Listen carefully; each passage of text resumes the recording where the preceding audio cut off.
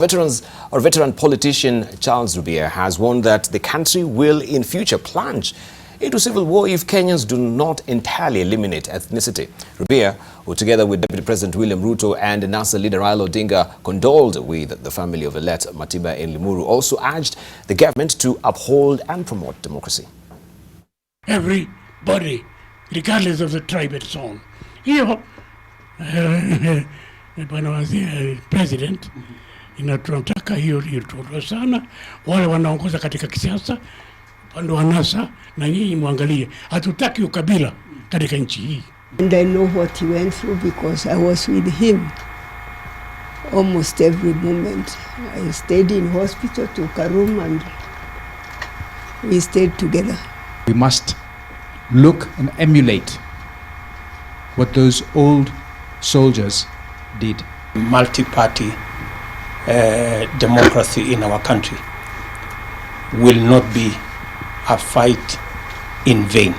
I want to give you that assurance. And his life was that of selfless service to the country, dedication, and ready to pay whatever price paid for freedom. Matiba was a stalwart for democracy, emblematic of persons, of course, who went through the harrowing tortures of the Nyayo chambers. And of course, many policies also have come up, acts that we do have right now. We know of the Tortures Act that was assented to by the president as well. The National Coroner's Act also is on as well. And still, we are eagerly waiting to hear from the TGRC report what really happened to it after we had that particular task force that went around and about the country coming. And of course, hearing from Wananchi on what were the perpetrators of evil in this country as far as, you know, distributive justice, restorative justice is concerned, and the rest. We want to hear from our panelists this morning just to tell us more about their thoughts about Matiba. He is an epitome of a person who, you know, suffered in this country. And looking at how he has died, it's really appalling that, yes, we know we could not really hold up a figure that has fought for this country to make sure that democracy stands, fighting against the tide of the times then, that he died of poor health, feeling rough, just because, you know, something happened in the cells as well. In light of this, I would like us just to discuss very briefly, the Tortures Act, the issue of compensation. There are so many Kenyans right now who also, I think, Matiba represents, that they have not been compensated as far as, you know, torture is concerned. So many of them have been crying for so many years, and I think that was the spirit and of the intent of that particular act. The issue also of the National Coroner's Act. Why do we have a Coroner's Act? Do many Kenyans even know what a Coroner's Act is all about, and how will it also change the face of investigation when it comes to also police brutality? Will it change the face of, you know, justice in this country? Let's briefly just hear from Tom Kagwe, and the rest of you also can weigh in on that briefly as you remember Matiba. Very briefly, Tom Kagwe. For me, I think I'm distraught for an obvious reason. In my life, fighting for human rights, it's more than a job, and I choose my battles very carefully. When I chose to do the work I do to date, it's because of people like Matiba that made me make decisions about how I want my future country to look like. First, my sincere and heartfelt condolences on my own behalf and behalf of all my human rights advocates out there to Edith and her family. It is painful to see some of the images of characters associated with human rights violations crying louder than the bereaved. For those who are human rights activists like us, we mourn I will just summarize by saying the following. I said I choose my battles very carefully. And I chose 3 battles carefully. Number 1, fighting for human rights is it's a calling. It's never a job.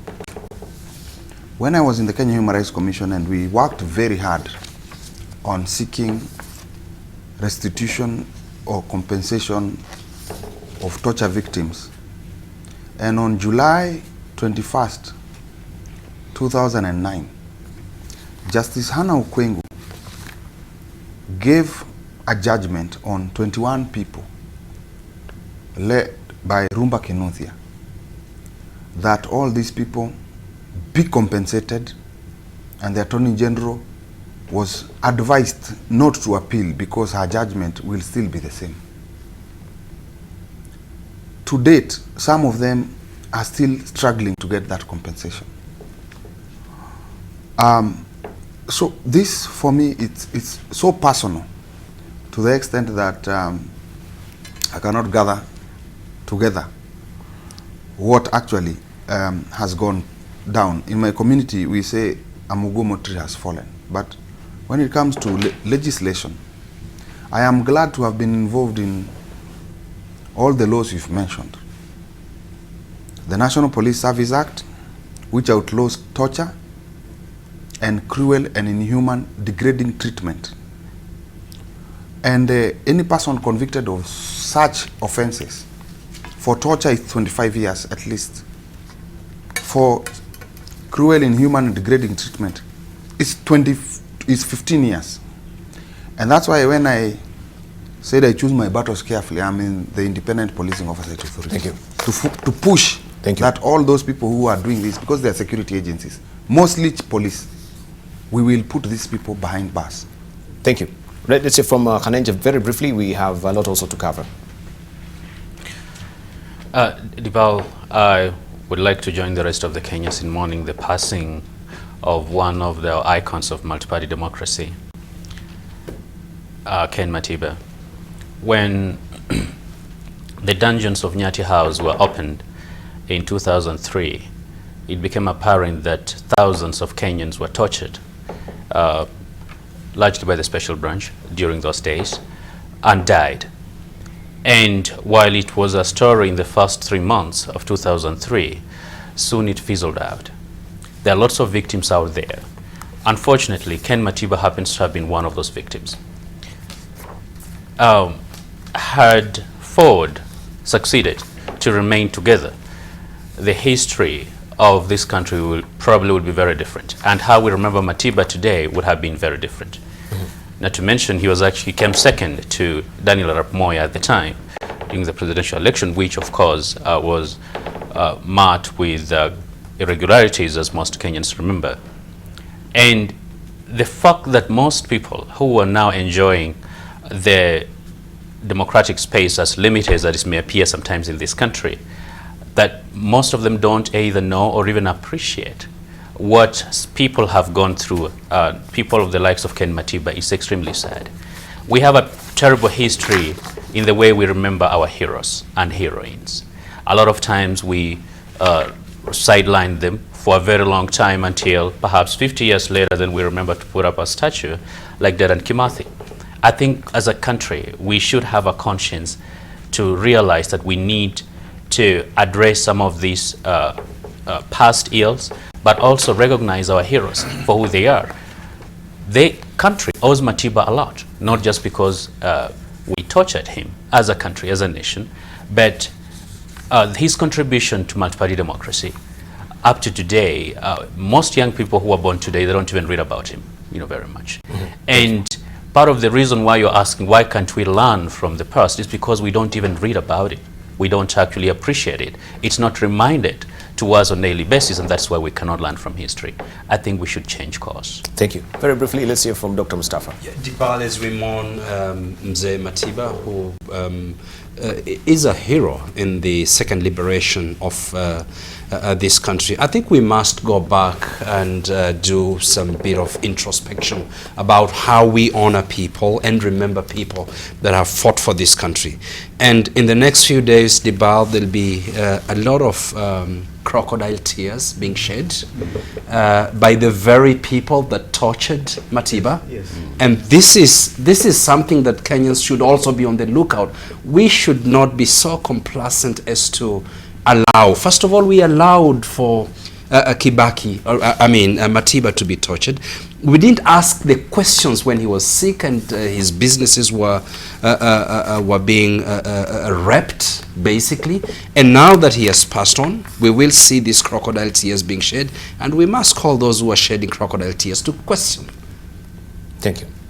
Ambassador. Yes.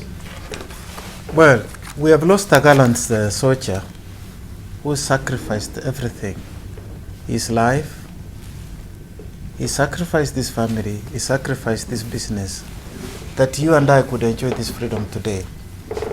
But we should also, as we remember him, also remember many that have fallen with him. And if you remember those days, those that were detained without trial and tortured, the Shikukus could be here today. The Anyonas could be here today. But they all went in the same direction because they stood for that freedom. But I think as we go forward, many, as Mustafa said, will be coming, shedding crocodile tears. But the very people who actually were there to make sure that that independence did come. And I think if we are serious about honoring some of those fallen heroes like him, I would suggest that some of these national emblems or roads or airports should be named after Matiba, at least to symbolize that second liberation. Thank you. And I think on that, just one point, we should now revisit this question of detention without trial. I'm glad it doesn't exist, but torture, because we still see torture today, if not in our roads, also still in prisons. Right. Let's hear from Professor.